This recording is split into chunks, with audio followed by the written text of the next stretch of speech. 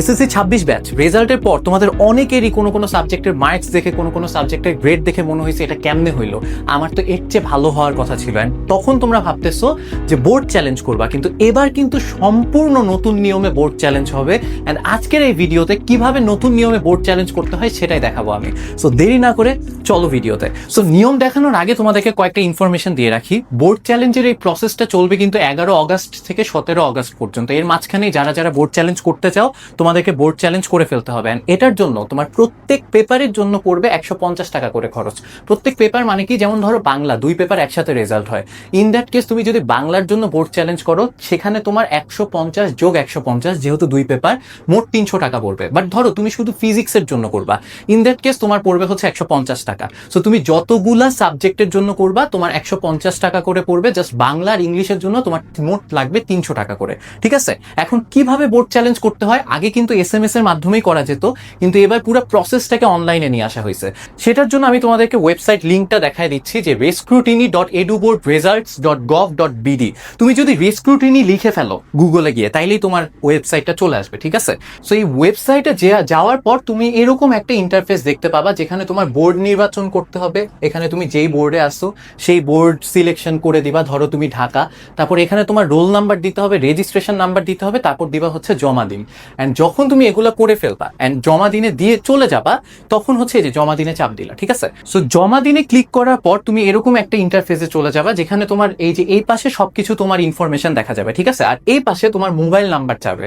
So তোমার সেই mobile নাম্বারটা দিবা যে মোবাইল নাম্বারে তুমি তোমার রেজাল্টটা দেখতে চাও, যদি রেজাল্ট চেঞ্জ হয়। ঠিক আছে, তাহলে এখানে তোমার মোবাইল নাম্বার দিবা, আবার মোবাইল নাম্বার দিবা, 2 বার দিতে হবে, মোবাইল নাম্বার নিশ্চিত করুন। তারপর তুমি চাপবা হচ্ছে জমা দিন।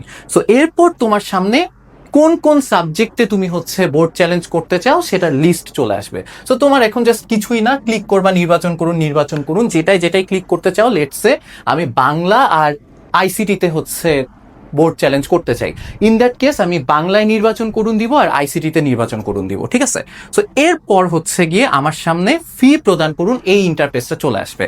সো এই ফি প্রদানটা কিভাবে করতে হয় সেটা এখন আমি তোমাদেরকে দেখাবো। দেখো ফি প্রদান কিভাবে করতে হয়। লেটসে তুমি বিকাশ দিয়ে ফি দিবা। ঠিক আছে, তোমার যে পরীক্ষার ফিটা সেটা তুমি বিকাশ দিয়ে দিবা। এখন কিন্তু তুমি কোন সাবজেক্ট নির্বাচন করছো এটা ওদের কাছে ইনফরমেশন চলে গেছে। সো বিকাশে গেলে কি আসবে তোমার সামনে দেখো। সো বিকাশ অ্যাপে গেলে তুমি দেখতে পাবা এডুকেশন ফি নামে একটা অপশন আছে। ঠিক আছে, সেখানে ক্লিক করবা, তারপর তুমি দেখতে পাবা এই যে এখানে লেখা আছে এসএসসি 26 রেস্ক্রুটিনি, এই টার্মটা থাকবে।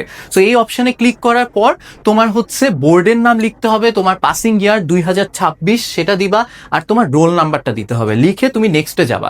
নেক্সটে গেলে যেহেতু বোর্ডের কাছে ইনফরমেশন আছে তুমি কোন সাবজেক্ট সিলেক্ট করছো, সো ওরা অটোমেটিক্যালি অ্যামাউন্টটা তোমাকে দেখাবে। সো তোমার বিকাশে এটা থাকবে, তারপর তুমি নেক্সটে দিবা। নেক্সটে দেওয়ার পর পিন নাম্বার দিবা, তারপর এখানে ক্লিক করে রাখবা, তারপর তোমার ফি হয়ে যাবে। ঠিক আছে, ওদের কাছে ফি চলে যাবে। এন্ড যেই মোমেন্টে ওদের কাছে ফি চলে যাবে দেখবা তুমি হচ্ছে কি এখানে এসে চাপ দিতে পারতেছো। এই যে দেখো, এই যে জমা দিনে চাপ দিবা। দেখো ওরা কিন্তু লিখে রাখছে যে তোমার মোট পরিশোধ যোগ্য কত, 450 টাকা না। সেই 450 টাকা কিন্তু দেখবা তুমি অটোমেটিক বিকাশে গিয়ে যখন তুমি রোলটা দিবা, বিকাশে রোল দিতে হয় কিন্তু দেখাইলাম। সো যখন রোলটা দিবা সেখানে অটোমেটিক দেখবা তোমার খরচটা চলে আসে 450। সো তুমি সেটা জমা দেওয়ার পর তুমি হচ্ছে এই যে বিকাশে টাকা দিছো, বিকাশে টাকা দেওয়ার পর এবার এখানে এসে ক্লিক করবা জমা দিন। সো জমা দিনে ক্লিক করার সাথে সাথে দেখবা তোমার হচ্ছে গিয়ে হয়ে গেছে, তোমার আবেদন জমা হয়ে যাবে। দ্যাটস ইট, খুবই সিম্পল একটা প্রসেস। কিন্তু যেহেতু প্রথমবার এরকম হচ্ছে, সো তোমরা অনেকেই হয়তো প্যারা খাইতেছো, কোনো প্যারা নাই। আশা করি তোমরা এখন ইজিলি যারা বোর্ড চ্যালেঞ্জ করতে চাচ্ছ বোর্ড চ্যালেঞ্জ করতে পারবা। অ্যান্ড যারাই বোর্ড চ্যালেঞ্জ করতে চাচ্ছ এবার কিন্তু রেজাল্ট পুনর্মূল্যায়ন হবে। সো খাতাটা আরেকবার গো থ্রু করা হবে। সো আমি আশা করতেছি তোমরা যেই মনোবাসনা নিয়ে রেজাল্টটা চ্যালেঞ্জ করতেছো তোমাদের আশা যেন পূর্ণ হয়, তোমাদের সবার রেজাল্ট যেন চেঞ্জ হয়ে ভালো কিছুই হয়। সো তোমাদের জন্য সেই শুভকামনা নিয়ে আজকের ভিডিও এখানে শেষ করতেছি। আল্লাহ হাফেজ।